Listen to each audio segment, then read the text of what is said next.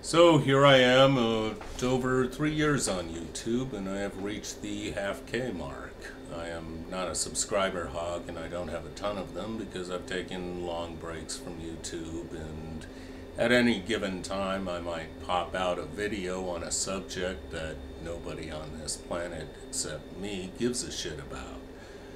I don't do the talking to the camera gig because, well, I just don't. It's not my style. So, there is one of my older vids that shows some still shots of me, if you're curious. That's Godless Panther Revolution. So, although I don't try to grab all the subscribers I can get, I would like to have 666 of them, just 'cause. In any case, I want to do some shout-outs for some of the folks whose videos I enjoy, and I may get pronunciations of YouTube handles wrong, so that's not my fault, it's yours. Not in any particular order, Billsy Bob, a more recent addition to YouTube, has done some fantastic animation as well as some great insight. Ms. Pure Fiction came on the scene recently, and she deserves more subscribers than she has. She asked some good questions, and she took on Shock of God recently, and when she was done with him, there was nothing left of Shock but a greasy spot. Then she made Truthful Christian cry. The Mudbrooker, he always has good videos. He was the one who brought the evil Michael Pearl to my attention and inspired me to make a video on that piece of shit myself. Daswan14 has some videos that are great springboards for discussion and usually result in a lively comment section, which Daswan himself participates in. Killfly is an atheist comedian who's very funny. He also gives a sermon for the atheist church. Great guy, throws a hell of a party, and he serves some of the best roast baby you'd ever want to eat.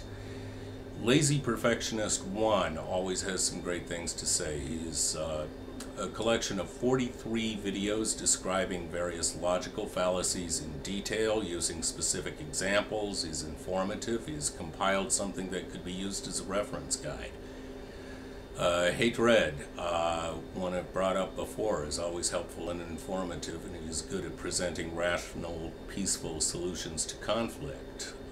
Rare Black Atheist has recently posed a question about the hypothetical situation of the discovery of a scientifically provable deity who informs us that there is no afterlife. Then what? What for atheists? What for theists? Last I knew, he had not received any known responses from believers. Interesting. For those who have an interest in cults and indoctrination process, Angie Antitheist has provided a breakdown and analysis of The Purpose-Driven Life, a bestseller by evangelical Christian author Rick Warren. If you are a former cult member of a group other than fundamentalist Christianity, you are bound to see the teachings of your cult described in Warren's manual, just with a different name on it. Gene's Take is a young and recent deconvert who had some very entertaining videos about dealing with family members when coming out as an atheist.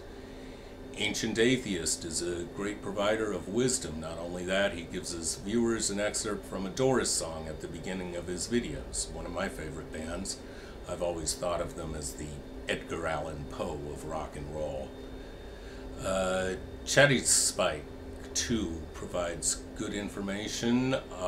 He's received some criticism for going after Eric Hovind too much. He has a video explaining why the son of the infamous tax-evading creationist fucktard is a good target. I agree that he is a good target. Get medieval on his ass. Tune in to Juno's Den for the always entertaining, often enraging dipshit of the week. Phil Helene started doing YouTube videos back when he was using one of those old treadle-powered computers. His videos have always been informative, funny, and thought-provoking. I could go on and on with others whose YouTube work I really like, but I ought to stop somewhere. I discovered YouTube in its early days just after the Rational Response Squad launched the challenge to deny the Holy Spirit in the form of a YouTube video. This was a very effective campaign in getting atheists out of the closet, It also established YouTube as a community in which atheists had the upper hand. It still does. That's why creationists and whatnot have resorted to false flagging and other dishonest, unethical, and downright despicable tactics, as they often do. I'm not saying it's only creationists and other brands of fundies who do this sort of thing, but evidence suggests that it usually is. Over the last few years, I've learned a great deal from my fellow YouTubers. I am not a product of the so-called new atheism. I was an atheist long before Dawkins, Harris, Dennett, etc. had met the public eye. Long before there was an internet. Actually, I never had the experience of being in a group discussion with other atheists before I got the internet. I usually kept that to myself. It was a safer way to go at one time. Things have changed. The number of atheists in the United States has increased in the last decade, and the trend will probably continue. I have learned about the psychology of religious belief from people who were at one time religious and then abandoned their religion. And also from people who've never had religious beliefs, such as myself, although we don't always have the same take on it. And I've also learned from those who have maintained the same religious belief all their lives, and those who have required a religious belief system where they had none before, and those who have changed from one religion to another.